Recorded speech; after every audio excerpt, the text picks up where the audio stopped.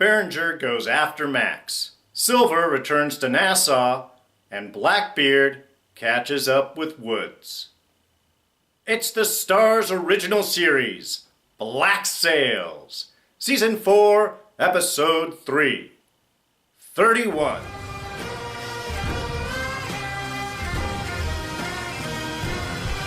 Hey everyone, D here, and welcome to this week's review of Black Sails. So, we are sailing into spoiler territory. You have been warned. Alright, so, wow, big episode this week, huge episode. A lot of ground was covered in this episode, certainly more than I thought, but this show does not disappoint. But let's start things off where the episode started off with Berringer. Sort of taking a moment, reflecting on his family, wife, daughter. We don't know if they're alive or if they're dead, but he seems very serious, very somber, and that's nice.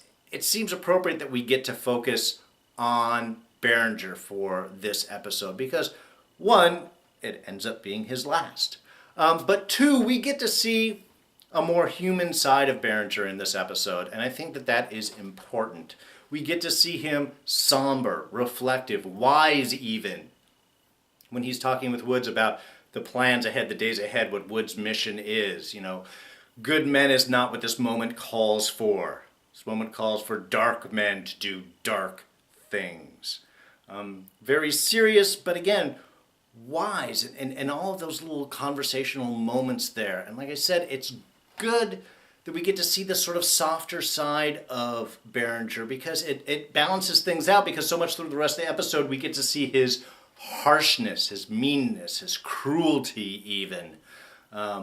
So it's good that we get to take this moment and really sort of see deeper into his character. Specifically, it has to do with commitment. And that's a theme that is reoccurring through a lot of characters throughout this episode. Berringer is committed to the defense of Nassau and Woods Rogers. That's where his loyalty lies and his commitment to the cause. But of course, he gets to bump heads with many other people that also are sharing this type of commitment and loyalty. Specifically with loyalty, we're talking about Max. Berringer being very smart, having her followed. I like that. I always love it when people do intelligent things. And then bring her up. And Max trying to, play it off of, hey, I was just here, was going to get him and arrest him, and he attacked me, and so we're cool, right? It's like, no, you've already done so much messed up, and now you're doing this undercover all quiet-like. Of course he's not going to trust her. But this is where each of their loyalties start to bump head, because while Berringer is loyal to Woods and Woods' cause, Max is loyal to her people, and even Nassau and the development in its own sense. Which is why in that interrogation scene, Berringer's he can't move Max. Max is committed. Max is willing to die. She's already suffered so much. She's been raped, she's been beaten, she's been at the bottom, she's raised herself up to the top. The loyalty is all that she has. It is one of the few really endearing qualities with Max. I mean, she's smart and she's capable, but she's very tricky also. But that loyalty is very consistent, and it's good because that loyalty may end up being what actually saves her life. Her commitment to that loyalty. So that is great. But there's a lot of other commitments that are going on throughout this episode. We have Madi, who is committed to her people. She's certainly committed to Silver. And Silver very much committed to her, as their little reuniting moment was beautiful. I mean, couple of those scenes there. One, when Madi finds out that Silver is still alive when she's in town.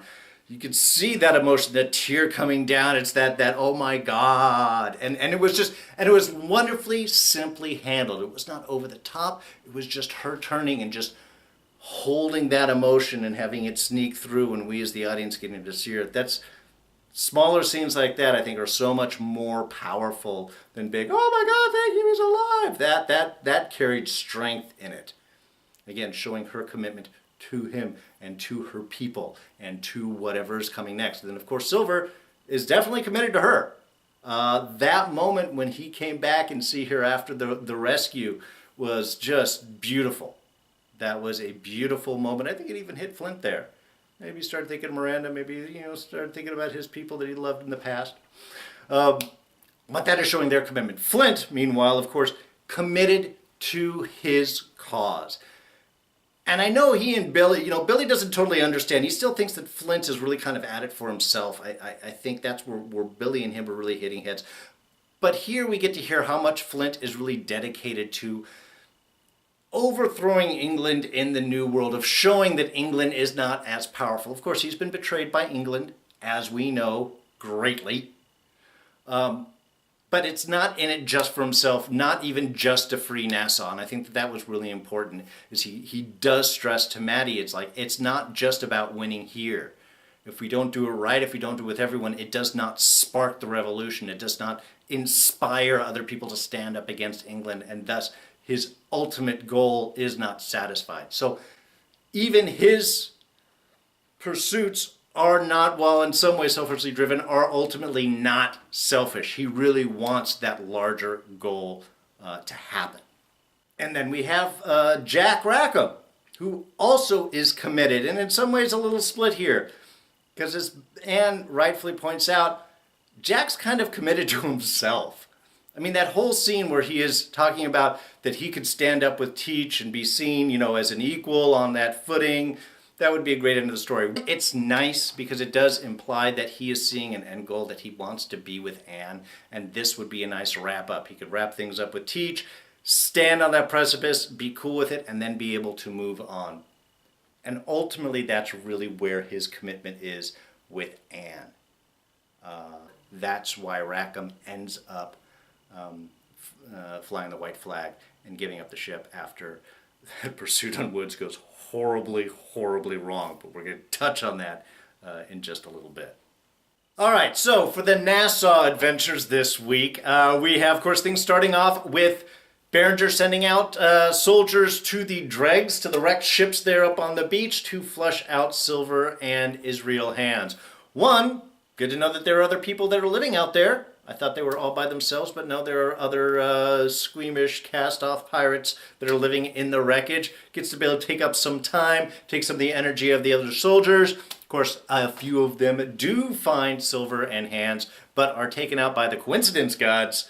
As, of course, at that exact moment, that's when Flint and company show up themselves. So, yeah, okay, ridiculous coincidence, admittedly, but it moves things forward, so we'll go okay with it. They were all sort of appropriately notified at the same time, but still, just kind of easy stab in the back coincidence. Ridiculous. Similar coincidence, though, helping out Max, as, of course, the soldiers that were sent to go find Silver meant that Eleanor couldn't leave, so Eleanor was able to go in and stop the interrogation of Max, sort of give a little break in between there. And I really liked Max's explanation of why she did not give in to Berringer. One, of course, it's the loyalty thing. Okay, she's very loyal, and that is a strength to her. But two, her understanding of what would actually have happened. That the last time we had this type of instance and you had Vane in, then there was a purge that went on, people were disruptive, then you had a hanging and that only inspired people. It's like you do these things in order to squash it, but unfortunately sometimes it can actually flame the resistance. But in many ways, Max's concern there is appropriate because Berringer's commitment to that defense of Nassau makes him overstep his bounds. When that letter arrives from Silver, he is more than willing to read it out loud. He is happy to challenge anyone. This is his strength of position and doesn't see anybody willing to stand up to him. He even curses them afterwards. Hey, fucking cowards and all that. Nobody is going to step up. There has been enough movement in the interim since Berringer has been there that really has kind of squashed things down. That's what Silver knows. That's what the rest of the pirates know, is that they have to be inspired. They are not going to happen just because of words. You have to show up. And if they don't, then the resistance that they are hoping for from town, the inspiration that they are hoping to spread for people to rise up, isn't going to happen. It will be squashed right then. So just the handful of them showing up, walking into town, that was beautiful. I mean, and everyone's walking, and of course we got Silver on horseback.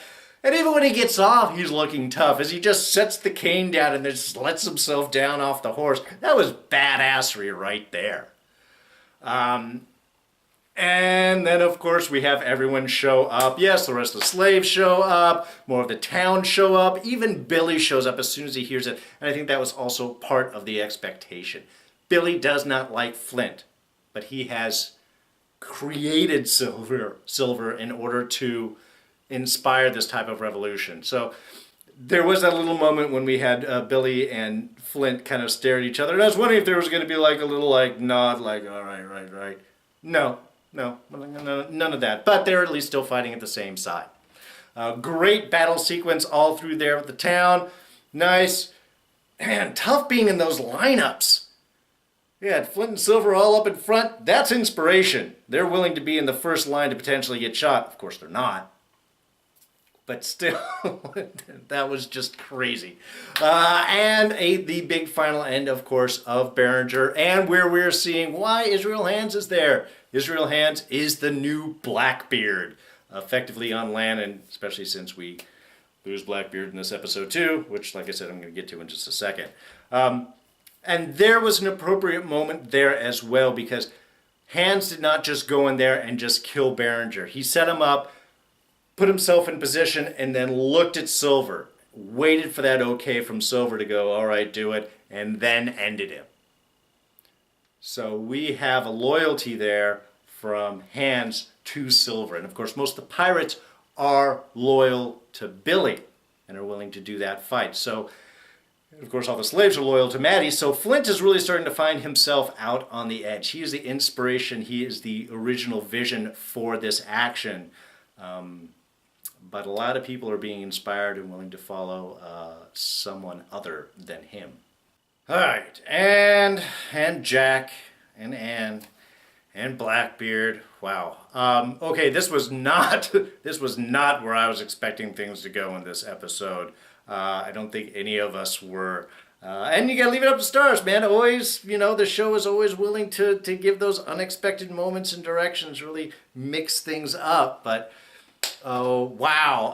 But let's start up before they run into Woodship. I got to point out, there was a moment there with Jack and Teach, which I just loved.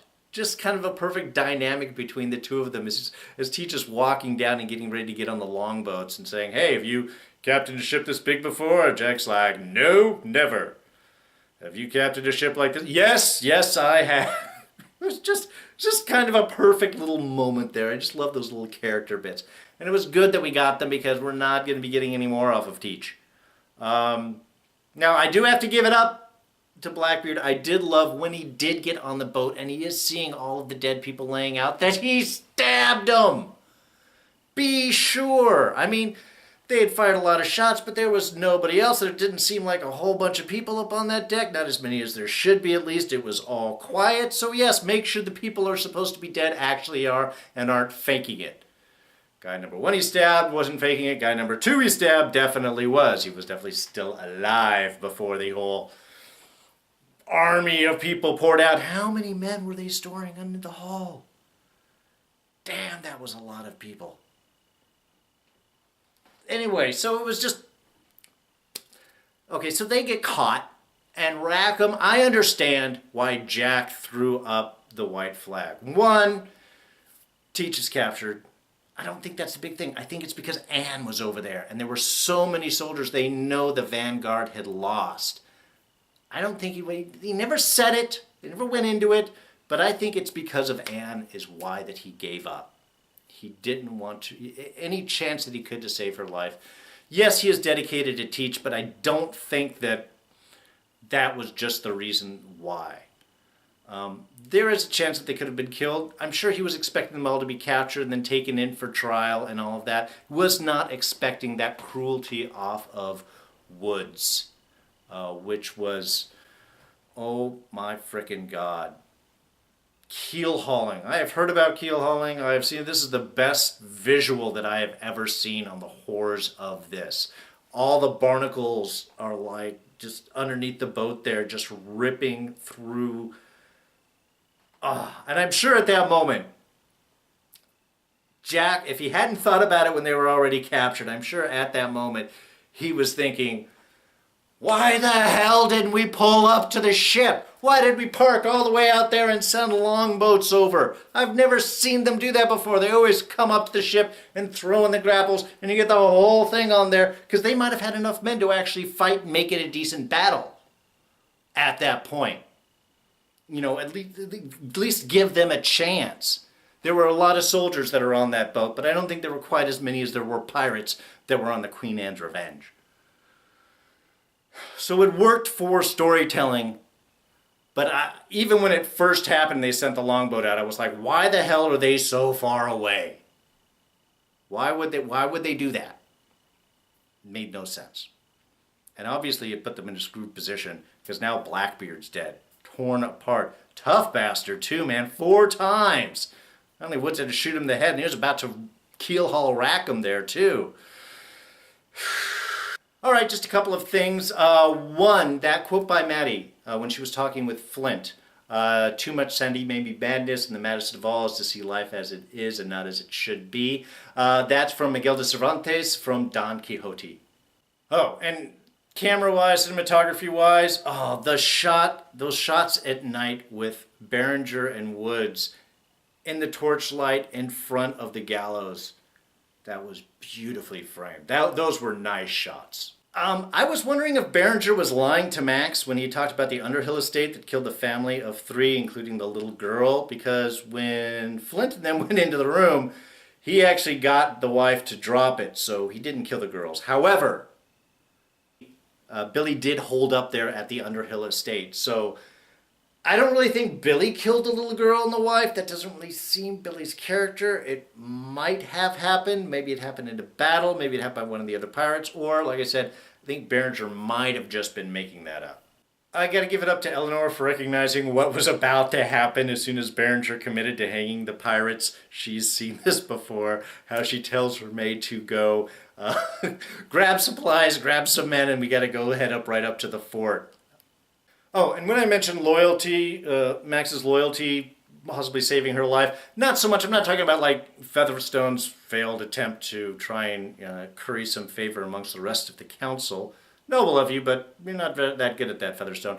Nor necessarily Eleanor's bit with the whole, here are the routes into town that she gave Berringer. We didn't see Max give that to Eleanor, so I'm not convinced that necessarily Eleanor, or that Max did write those down. Possibly that Eleanor just made that up, found some routes, and decided to get that. It's a risk on her end, but it doesn't seem like Max would have given that up. No, when I mean the loyalty saved her life, it really means in delaying her death long enough for Silver and company to arrive. Now, Silver's not necessarily going to be too happy to her, but because of that loyalty, because of her resistance to Berringer, that might end up keeping her alive. All right, so I think that's going to wrap things up for this week. Now, next week, we have Eleanor up in the fort, and we got Woods coming back with his ship, plus the Queen Anne's Revenge, and a whole mess of pirate prisoners, including Jack and Anne. And then we're going to have Nassau right in the middle. Now, is their revolt and their taking of Nassau going to inspire the rest of the island's population, the slave population, to rise up and back them up? Or are they going to be caught between some large guns and some more soldiers? Can they hold Nassau? And what's going to be the result of that? I think we're going to find that out this week. They're moving quick this season. So that's going to be it. If you did enjoy this review, go ahead and hit that like button. I'd appreciate it. Thoughts, ideas, comments, throw those down in the section below. What did you think of this episode? Did you enjoy the battles? Are you upset that Teach and Rackham parked their ships so far away from Woods? And how awesome was that, seeing Silver coming into town? All great. Anyway, your thoughts, ideas, throw those down, comment section below. Now, you can always catch me on Twitter and Instagram. I'm at Darren Jakes. But don't miss anything. Make sure that you catch all of these reviews, and you can do that by hitting the subscribe button. It's my face. It's right here. Go ahead and click that, and I'm going to go ahead and throw up our latest review right here. That'll be of The Walking Dead, actually. Tonight's episode of Walking Dead. We'll do it that way. Okay, so, like I said, I'm going to say goodbye now. So, I am D, And I am out of here. Catch you guys next time. Bye-bye.